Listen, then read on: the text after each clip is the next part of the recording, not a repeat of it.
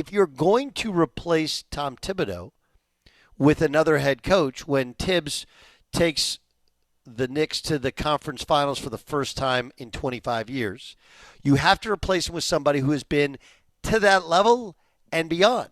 Right? The NBA on so many levels is about respect, and there's the catch-22 of, in order to have the respect of the locker room, you have to win in the NBA. In order to win in the NBA, you have to have the respect of the locker room. Well, Mike Brown, if you remember, was the head coach of the Cleveland Cavaliers. Remember when LeBron James and Boobie Gibson and others went to the NBA Finals early in LeBron's career and got swept? Who was the head coach then? Mike Brown's the answer. So the problem is not in selecting Mike Brown. The problem is very likely in the execution or lack thereof of a plan. Now, can Brown deal with James Dolan as a crazy owner per se? Yeah, he had Vivek Ranadive as his owner. How crazy is Vivek Ranadive? Vivek Ranadive, owner of the Kings, once upon a time coached his daughter's AAU team, and they had a unique style where they pressed and they left one young woman underneath their own basket so that every time they got the ball, they flung it up the court. Basically playing 4-on-5 on defense, so they'd sacrifice that so they could get wide open layups on offense. And there was a time when he actually wanted that strategy tried in the G League before they could try it in the NBA. Okay? These words were said out loud in professional basketball offices and thought about, and one coach was actually, I believe, was fired because of it. Because he didn't want to do it. He wouldn't have anything of it. So if you can survive that, you can survive Sacramento. And, oh, yeah, by the way, he turned Sacramento from a desolate kind of wasteland of coaches, even with really good Mike Malone was there, right? And they got rid of Mike Malone, to playing a fun up and down style. My guess is that because Mike Brown's been to the finals, because he's seen as a great dude, somebody who can work with anybody, somebody who's won but much more offensive minded, my guess is he's the opposite of Thibs. And Thibs was, I'm going to do it my way. This is the way we're going to do it. We're going to do defense first. We're going to grind with our top 7 guys. And if no one else plays, that's fine. Mike Brown's like, hey, whatever, man. Let's just go out, have fun, run, score a bunch of points, and, we'll figure it out at the end. And it's worked some. That's just a guess. But he passes that bar of you can't fire a guy who took you to the conference finals unless you hire somebody who's gone beyond the conference finals.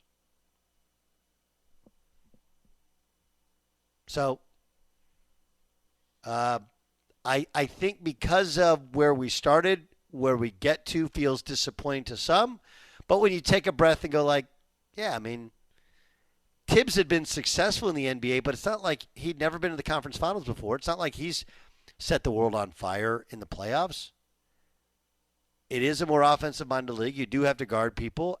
Mike Brown played, turned his style into a wide-open one when he was in Sacramento. It worked. It was fun. People came. People watched. And the team was relatively successful. He was successful with the Golden State Warriors during an interim stint and really well liked. And it's no different than when you're in a relationship, right? You get married, you get divorced. Who's the next woman you date? Well, if she was blonde, sometimes it's a brunette. If she has short hair, now it's long hair. If she's more passive, you get somebody who's more aggressive. You date the opposite. Or maybe you have a type and everybody you date looks exactly the same and you just substitute in name tags. I don't know, but most dudes, it feels like, go from one, from polar opposites. Just like with coaches. You have Thibs, who's heavy-handed, demanding, kind of gruff, and only works with his guys, doesn't play a deep bench, and wants to play defensive-minded ball. Regardless of the fact that if you actually watch Thibs' team, they played pretty free, pretty easy on offense. But persona-wise, style-wise, seen as defensive first, gritty mentality. Not a guy that constantly has a smile on his face. And, oh yeah, by the way, he happens to be white.